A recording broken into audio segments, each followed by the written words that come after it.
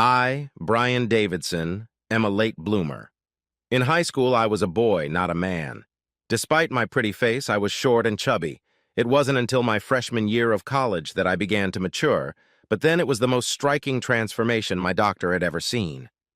By the time I graduated from college, I was 25 centimeters taller, 30 kilograms heavier, and had 20% less body fat than I did my freshman year of high school, which was 195 centimeters tall, and 105 kilograms overweight with 10% body fat. Although I was a boy in high school, that didn't mean I didn't have mature thoughts. I was fascinated by Virginia Brown, a real woman in high school, not a girl. A year older than me, Virginia was the nicest person I'd ever had the pleasure of talking to, intelligent, gracious, and as beautiful as a woman could be. Plus, she had a body that poets could marvel about for decades. Although she was always modest, she was the queen of everything throughout her high school career, and yet no one ever outwardly envied her because of her modesty, poise, and grace. Although Virginia was always gracious when I interacted with her, I never had even a tenth of the courage necessary to have an extended conversation with her, let alone ask her out on a date. Virginia Brown was the woman of my dreams. Fantasies have one thing going for them. They have to be put aside when faced with real life on a daily basis. By the time I graduated from college, Virginia Brown was just a pleasant illusion from the past. I fell in love with Missy Granger 2 years after graduating from college, and after a year of dating, we were married. Missy is a beautiful woman with a feisty personality. I think she can best be characterized as a firecracker. However, her energetic personality can be her best or worst quality, depending on the circumstances. This is her best trait during most social events and business negotiations. Her worst is when she perceives neglect or insult, even if it wasn't intentional. Since she's also sexy, relaxed in bed, intelligent, and generally fun to be with, I've never had much of a problem with her occasional antics or humiliation. That is to say, I never had a problem until an episode of my past idea of a woman from my fantasy came off my lips. After Missy and I were married about 2 years ago, I showed up to a party of young 20-something men on a Friday night, and I was hungry. I hadn't eaten anything in the hours before the celebration and expected to be served food. It turned out that the only food served was banal appetizers of the kind I usually avoid in order to keep my body fat level at 10%. However, there were also dangerous rum cocktails, which, given the general merriment at the event, I drank far too greedily, resulting in only the second time in my life I've ever gotten intoxicated. While I don't remember exactly what happened or what was discussed, although Missy apparently remembered, some goon got the idea to play a game in the living room. The game was actually a purchased, professionally executed game called something like Awkward Scenarios. At least as interpreted by our host, the rules of the game were that one person would pull out a card with a question written on it and ask the other person the question listed on the card. All questions could have awkward answers. The person answering a question could answer the question, refuse to answer it, and then answer the question on the next card given, or pass it on to someone else. Passing it on could only be done once during the game. If by majority vote the other players thought the answer was wrong, the contestant had to throw $5 into the pot, which would eventually go to the winner. I never understood how it was determined who got the cards or how the point guard chose who to answer. However, wanting to prove myself and get caught up in the action, I played along. Things didn't work out too badly for me, and there were some funny moments when I was asked the question, "Who is your fantasy woman?" Of course, a reasonable answer would be, "My dear wife, Missy," although that would probably be found to be untrue and would result in me throwing $5 in the bank. However, as I said, I was not in the habit of drinking alcohol on an empty stomach, and suddenly a long, forgotten memory of my high school sweetheart came to mind. I blurted out, "Virginia Brown!" Almost everyone but my wife and I laughed when Missy asked, "Who the hell is Virginia Brown?" I couldn't resist answering. The sweetest, most beautiful woman in the world, who was the prom queen at New Trier High School. Then everyone laughed, except Missy. The game continued until Barb, the hostess of the place, was declared the winner and took the $30 in the jar. I was too drunk to drive, and there weren't enough healthy people around to carry my 105 pounds to the car, even if Missy had been willing or able to drive, which apparently she wasn't interested in. So Missy and I ended up spending the night at the party lying fully clothed on the couches. The next day, Missy was a little annoyed, but I never could figure out why until Barb explained it to me the next morning at breakfast. Fortunately, things returned to normal at the Davidson house a couple days later. About a year after my answer to the fantasy woman question, the new president of the company I worked for, Remarkable Widgets Inc., commonly known as RWI, decided that all managers at my level from offices around the country should go together for a week-long internship. I printed out a copy of the email announcing the trip. The attachment to the email included the names and titles of all the managers who would be attending. I just went through the list without paying much attention to it. That evening, I brought the email home to show Missy the dates.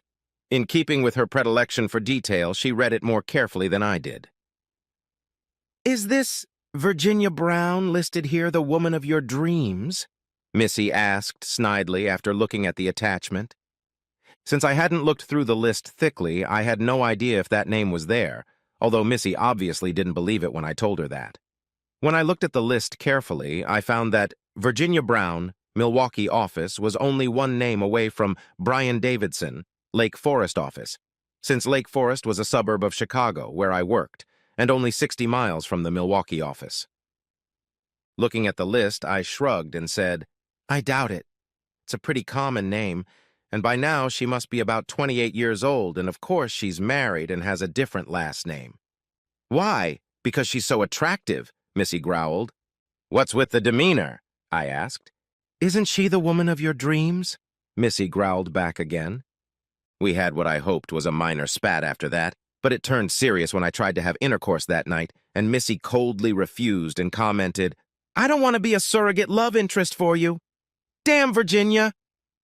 After staring at Missy's back with growing anger for half a minute, I grabbed my pillow, abruptly got out of bed, and headed to the guest room to sleep. It was only the second night in our married life that we went to bed angry. Only this time, unlike last time, I wasn't going to apologize.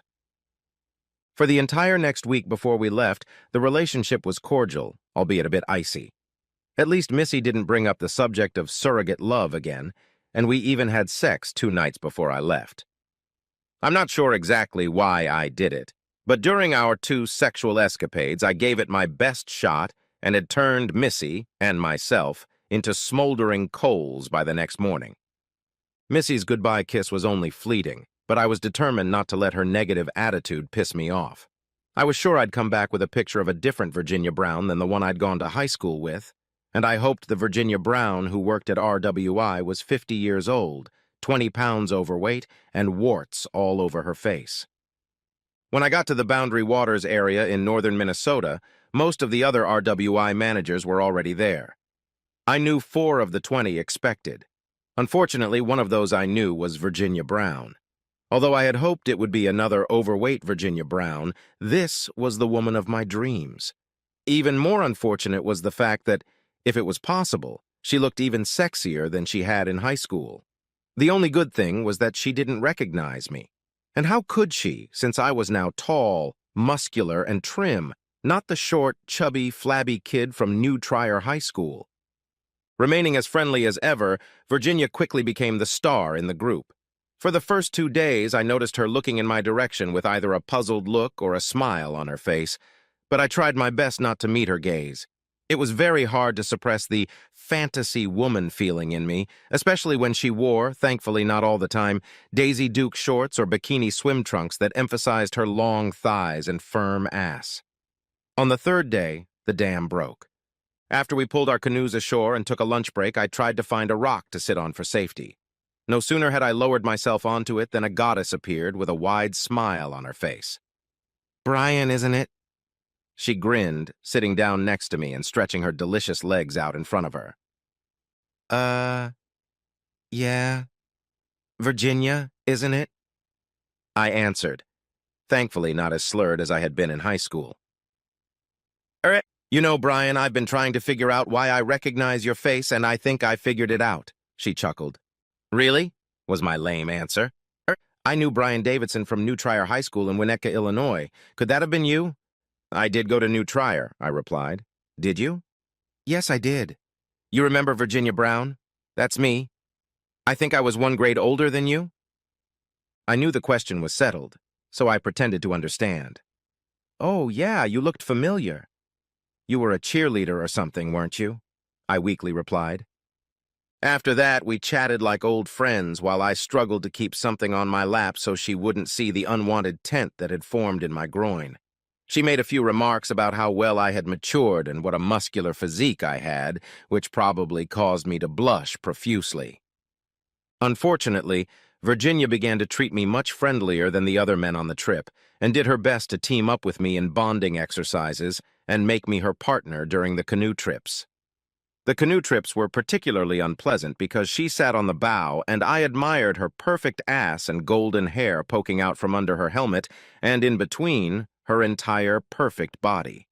In fact, even more unpleasant than canoeing were the bonding exercises, especially the trust fall, where she would fall on her back and rely only on me to pick her up. Trust falls often resulted in my hands inadvertently touching her stunning breasts, which she never complained about. Instead, she smiled understandingly. Of course, having sex during the trip would have been totally inappropriate, if not physically impossible, for many reasons, including the fact that I was married. Virginia knew I was married, yet she never gave any indication that she had a husband, and in fact denied it on at least 2 occasions that I overheard. She was extremely flirtatious. When the trip was over and we took the vans to the Minneapolis airport, Virginia took the seat next to me and fell asleep with her head on my shoulder and one hand on my leg. As was my custom, I covered my lap with a magazine during the trip. At the airport, Virginia gave me an inappropriately long goodbye hug and said, "We should meet when we get home.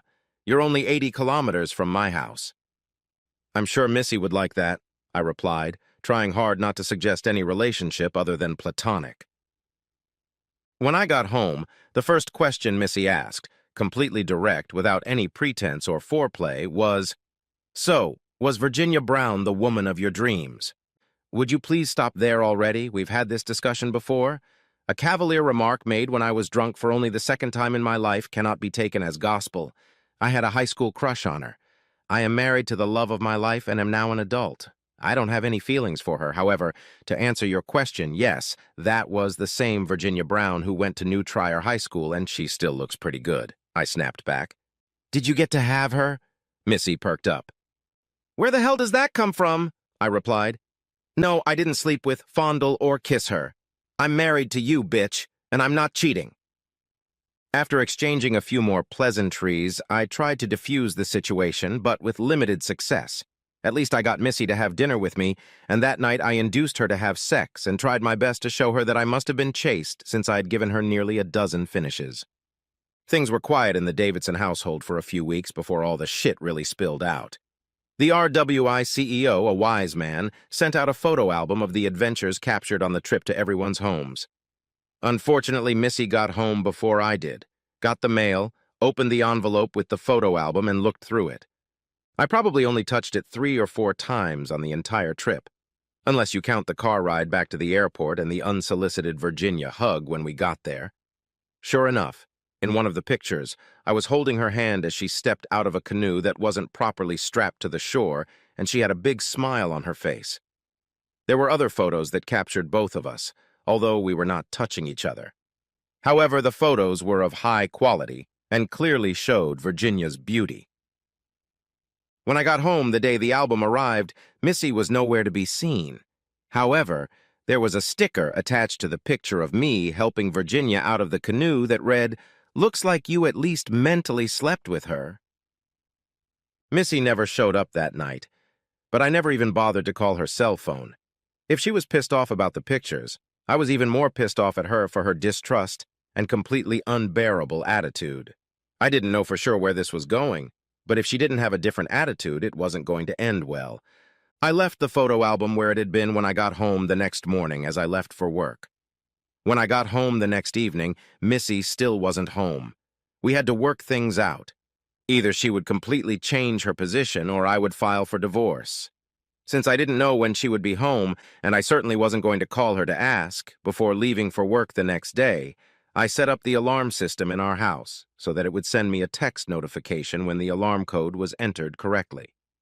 The next day, just before lunch, I received a notification that someone had broken into the house.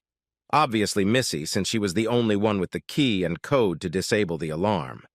I immediately got in my car and drove home. Missy's car was parked in the driveway and the other car was parked outside. I quietly entered the house and immediately noticed the clothes scattered on the stairs and muffled sounds coming from upstairs. I took a deep breath, pulled out my iPhone, turned on the video function, and walked up the stairs. I couldn't believe it. Actually, maybe I could. But Missy was lying naked on our bed while some asshole was on top of her.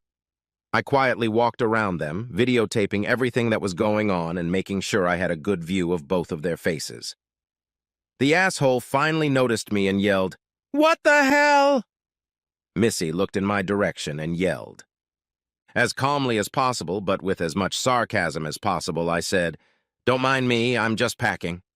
I pulled my suitcase out of the closet and put my iPhone, which was still recording, in my pocket. As I was throwing stuff into the suitcase, the bastards obviously split up. Missy started yelling, "So you can have the woman of your dreams and I can't have fun." I ignored her. The asshole walked up to me, still naked, and said, "I need you to delete this video," grabbing my arm. I threw his hand off my shoulder, and with the most ferocious look I was capable of, I barked, "If you touch me again, asshole, I'll make sure you become a soprano. Go back to having a whore." I then proceeded to pack my things into my suitcase. About 20 seconds later, I heard the trigger pull, and the asshole said, "Give me your phone or I'll blow your balls off." I turned around and saw that he was holding something that looked like a 9mm pistol.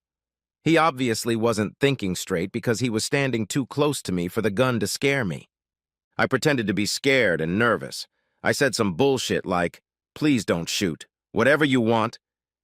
As I shakily pulled my still-recording iPhone out of my pocket and made sure it captured him standing with the gun pointed in my direction for a moment. Funny enough, my shaky hand dropped the iPhone on the carpet a half-meter to my left and his to my right, and when he followed it with his gaze, I pounced. I grabbed the asshole's hand with the gun.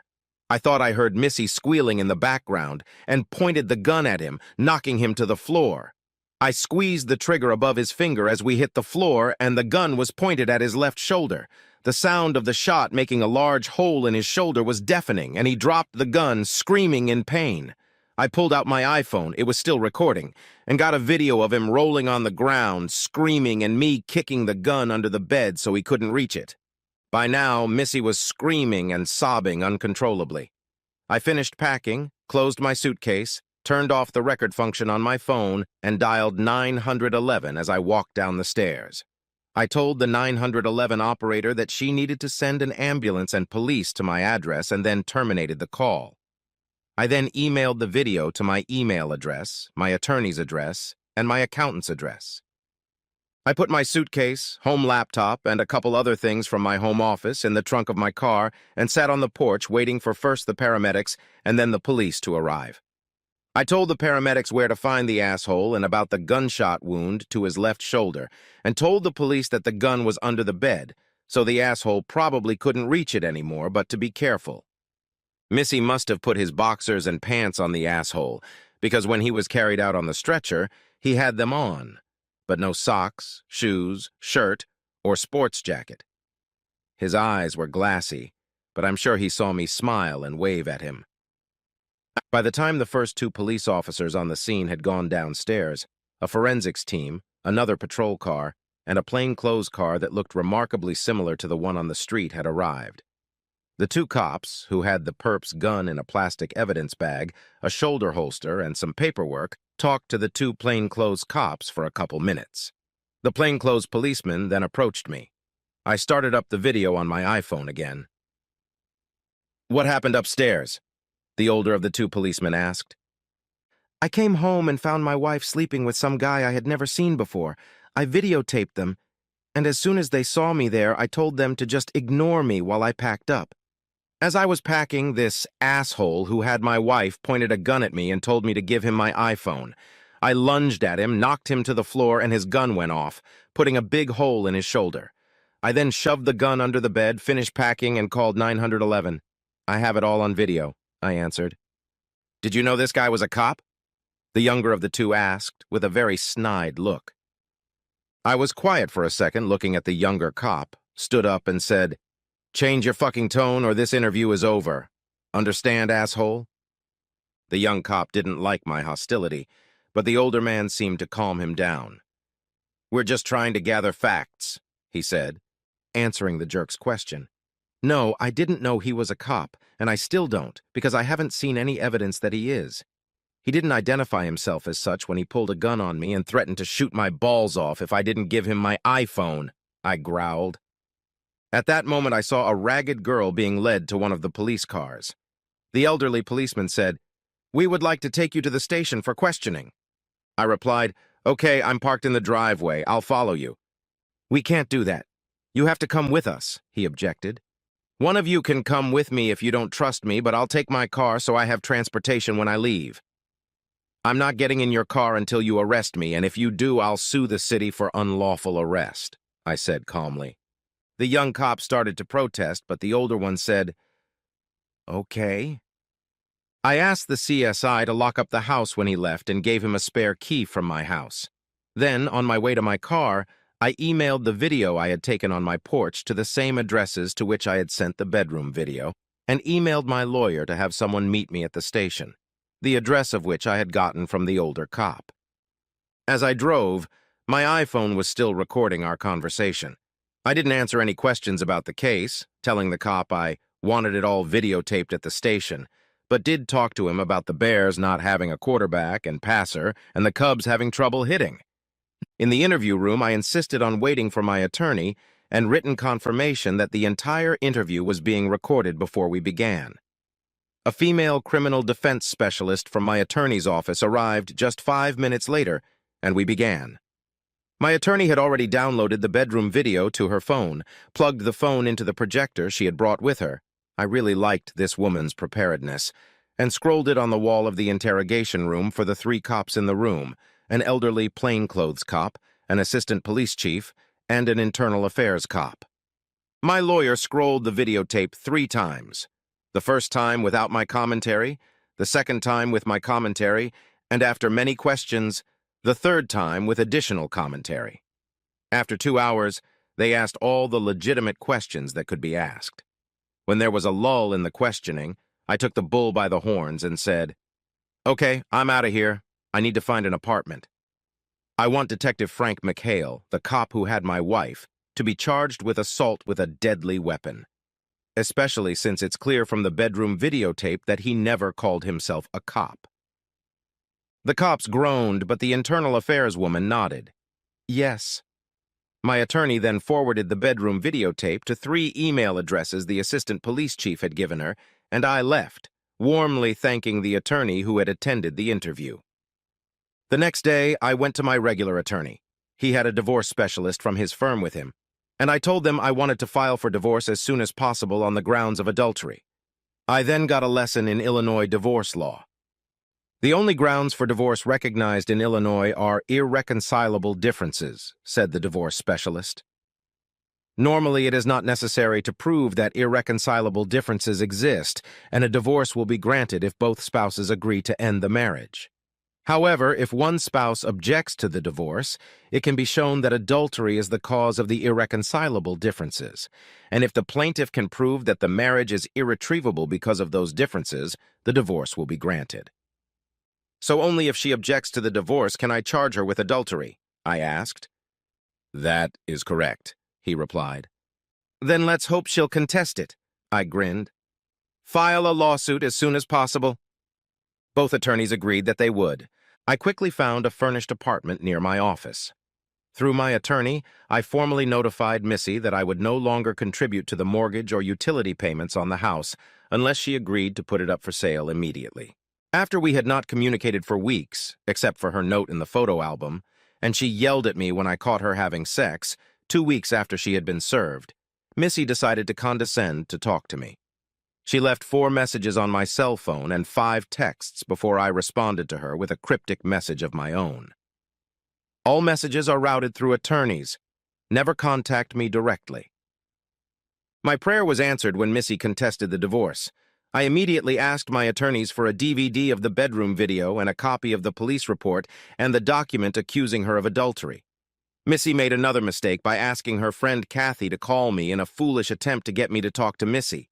When Kathy said, "Well, Missy told me that you cheated on her with that Virginia Brown girl, too," I replied, "Kathy, I need to call you back. What's your phone number?" The reason I called Kathy back was that I wanted to record the conversation, so I needed to use my work phone, not my cell phone, which had that feature in a convenient format. When I called Kathy back, she laid out all the details of what Missy had told her about me sleeping with Virginia Brown. By the end of the week, my attorney had filed a separate lawsuit against Missy for defamation. In defending the defamation suit, Missy asked her attorney to hear testimony from Virginia, the head of Outward Bound, and the main person RUI involved in the trip. Everything testified that not only did Virginia and I not have sex, but that it was impossible because of the conditions of the trip. In fact, Virginia's testimony made my case even better when she admitted that she had called my office twice after the trip, mainly to see if I was interested in hooking up, and both times he blew me off. After 4 months of legal wrangling, Missy finally agreed to a divorce, with me taking a 65% to 35% share of the defamation case, and what really pissed her off, leaving the accusation and evidence of adultery in the publicly available divorce document. Despite her best efforts through her lawyers, I never spoke to her again, I refused to meet with her. The city also fired Detective Frank McHale, and I entered into a $20,000 settlement agreement with the city. I was not expecting a large settlement, but rather to cover all my expenses and give them some insight into future behavior. Things really seemed to be looking up when, a month after the divorce proceedings were finalized, RWI decided that the Lake Forest, Milwaukee, and 2 other offices should be placed in Wisconsin Dells. This time I took the initiative and called Virginia Brown. After the initial pleasantries and telling her about the finalization of my divorce, I got to the point. "I hope we can enjoy each other's company at the retreat, Virginia," I said hesitantly. "I'd love to," she replied. "Maybe we can even extend this meeting. To say I was excited that morning on my way to the retreat would be a huge understatement. How often does a guy anticipate a sexual encounter with the woman of his dreams? In fact, I even allowed myself to wonder if a permanent relationship between me, a mere mortal, and the goddess Virginia was possible. On the first day of the retreat, Virginia and I hugged each other hard and for a long time. That day, we took every opportunity to maintain light body contact during the party and during dinner. When we danced after dinner, our body contact was not inconspicuous.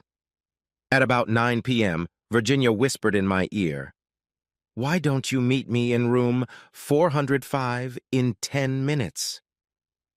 My answering smile was as wide as the Mississippi River. Quiet music was playing in Virginia's room as I entered her room.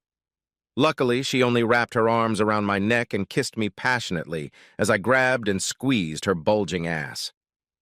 After we exchanged saliva for a couple minutes, Virginia whispered hoarsely, "I'm going to stop by the bathroom. Why don't you get ready for what we both want?" My smile grew wider and wider. As I took off my shirt and walked over to the hotel room table to put my shirt on the chair, I noticed something. There were 2 rings lying on the table, partially hidden by papers. I picked them up in my hands. They did indeed look like a wedding band and an engagement ring. I read the inscription on the inside of the engagement ring, "To Virginia with love, Jim," followed by a date dated 3 years earlier.